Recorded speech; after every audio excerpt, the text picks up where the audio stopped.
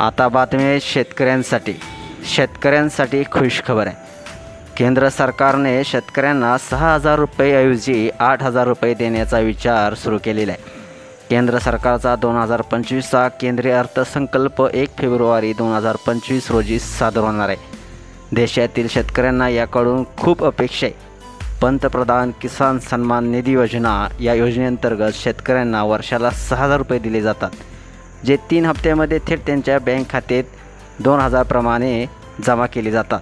मात्र महागाई आणि शेतीच्या वाढत्या खर्चाच्या पार्श्वभूमीवर शेतकरी या रकमेत वाढीची मागणी करत आहेत।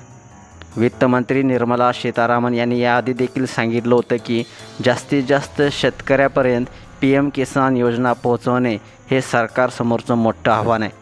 सध्या सरकार या योजनेअंतर्गत देण्यात येणारी वार्षिक रक्कम 6,000 वरून 8,000 रुपये करण्याच्या विचारात आहे। जर बजेट 2025मध्ये त्यावर घोषणा झाली तर करोडो शेतकऱ्यांसाठी ही मोठी दिलासादायक बातमी ठरणार आहे। या योजनेचं नाव होतं पंतप्रधान किसान सन्मान निधी। ही योजना 1 डिसेंबर 2018 साली लागू करण्यात आली होती।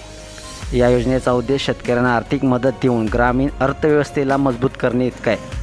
तज्ज्ञांचं मत आहे की महागाई आणि शेतीसाठीच्या वाढलेल्या खर्चामुळे या रकमेची वाढ गरजेची आहे, त्यामुळे शेतकऱ्यांना अधिक आर्थिक सुरक्षा मिळेल।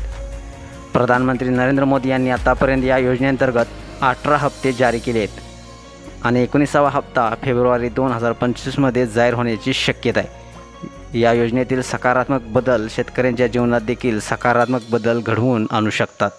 तेव्हा ही शेतकऱ्यांसाठी आनंदाची बातमी नक्कीच आहे। तर तुम्ही नक्कीच शेतकरी बंधूंनो या चॅनेलला सबस्क्राईब करा आणि अपडेट देखील राहा। धन्यवाद।